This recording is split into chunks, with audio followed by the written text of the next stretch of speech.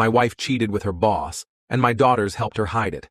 So I served her divorce papers, disowned them, and changed my will. Hello Reddit I plus here. I always thought I had a good life. A wife, 2 daughters, a home filled with laughter, until I realized it was all a well-orchestrated lie. It started with small things. My wife, Lisa, had been distant for months, claiming stress from work. My daughters, Jenna and Brooke, both in their early 20s, had grown secretive, exchanging glances when I walked into the room. Then, the truth came crashing down like a wrecking ball. Lisa's phone buzzed one evening while she was in the shower. The name on the screen? Patrick, her boss. I wasn't the jealous type, but something in my gut told me to look. A string of messages confirmed everything. Last night was amazing. Can't wait to see you again. Love you too, baby. Let's talk later when he's asleep. My hands trembled as I scrolled through the photos. Ones no husband should ever see. My heart pounded, not just in betrayal, but in rage. I confronted Lisa that night. She didn't deny it. She didn't even look sorry. You're overreacting, she scoffed, arms crossed. It's been going on for a year. It's not like I was ever going to leave you. You provide stability. Patrick is just fun. Fun, the word burned. But what broke me wasn't just her affair. It was what came next. Jenna and Brooke, my daughters, my blood, stepped in. Come on, Dad, Brooke said. Mom's happy. Why ruin everything over one mistake? One mistake? Jenna added. We knew. But it wasn't a big deal. It's not like you were ever supposed to find out. They had known. They had helped. Covered for her, lied to me, protected her affair like some kind of twisted family secret. That night, I didn't sleep. I stared at the ceiling, my chest hollow. My wife betrayed me. But my daughters? They chose her, and that was when I made my decision.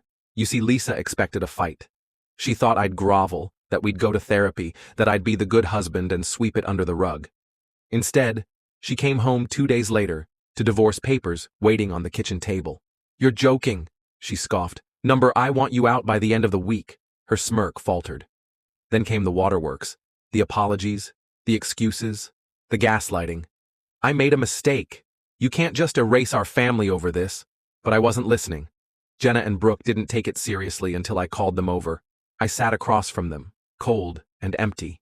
I'm done, I said. With her. With you both. You made your choice. Now live with it. Their shock was almost amusing. Dad, you don't mean that, Jenna whispered. I do. I slid an envelope across the table. I'm changing my will, you get nothing. Brooke laughed, but it was nervous. You can't be serious. We're your daughters. No, I said. You're her daughters. You made that clear. Lisa looked panicked now.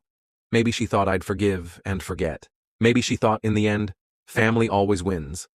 But betrayal has a price, and I was done paying for their happiness at the cost of my dignity. The divorce was fast.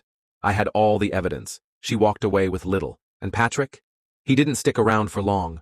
Turns out, he liked screwing married women, not committing to them. As for Jenna and Brooke, they still called, they texted, they begged, they wanted their father back. But I was already gone. I moved to a new city, rebuilt. Found love again with a woman who actually respected me. I never looked back. Some betrayals are too deep to forgive, and sometimes blood isn't thicker than self-respect. 3 years passed. I had built a new life in a different state. My new home was smaller, quieter, but it was mine, free of ghosts and betrayals. I met Claire, a woman who had been through her own kind of heartbreak.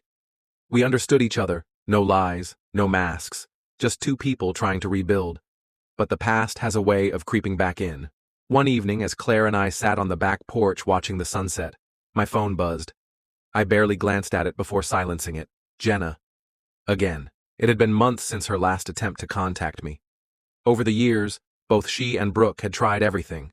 Angry voicemails, tearful apologies, even guilt-tripping me about family and moving on. But I didn't budge. Then, a knock at my door. I stiffened. No one ever just showed up at my house. Claire placed a hand on my arm. You okay? I forced a nod. I will be. Opening the door, I found Jenna standing on my porch, looking like a woman on the verge of collapse. Dad, she whispered. For the first time since that night, I saw genuine regret in her eyes. Not the defensive, entitled anger from before, not the rehearsed pleas over text, just pain. I know you don't want to see me. But please let me explain. I debated closing the door in her face, but something in me, maybe curiosity, maybe a lingering shred of fatherly instinct. Let her in. Claire took that as her cue to give us space. Jenna stood awkwardly in my living room, looking around at the home she had never been invited to. I gestured for her to sit, but she hesitated. "You look good," she said. I said nothing. She sighed. "I guess I deserve that." There was a long pause before she finally spoke the words I never thought I'd hear. "You were right to cut us off." I stared at her. She swallowed. "When we defended Mom, we thought we were protecting our family. But really, we were protecting her choices, even when we knew they were wrong." She shook her head. She never even loved Patrick. It was just excitement. And once you left, she realized she lost the only man who ever truly loved her. She spiraled, and Brooke and I. She hesitated. "Go on," I said, my voice steady. She exhaled. "Brooke still thinks you were being dramatic. She won't admit she was wrong. But me? I lost everything that day. You weren't just my dad. You were my hero. And I destroyed that for a woman who didn't deserve it." A long silence filled the room. I studied her, trying to see past the years of resentment. "I don't hate you, Jenna," I finally said. "But I don't know if I can forgive you." She nodded, wiping at her eyes. "I don't expect you to, but I needed you to know.